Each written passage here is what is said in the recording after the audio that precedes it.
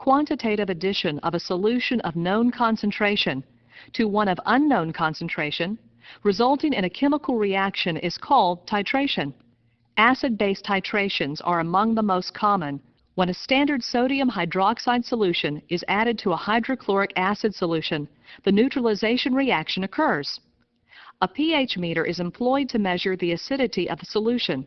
To illustrate, let's add 0.100 molar base to precisely 50 milliliters of a 0.100 molar acid solution. The pH increases slowly at first. As the amount of base added approaches that required for complete neutralization, that is the stoichiometrically equivalent amount, the pH begins to increase more rapidly. The last few drops of added base change the pH from about 3 to 7. The pH is 7 when precisely 50 milliliters of base have been added. We are then at the equivalence point, or end point, at which the stoichiometric amount of base required to neutralize the acid has been added.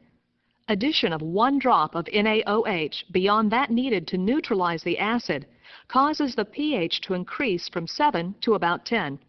Thus, the endpoint of the titration can be determined with high precision.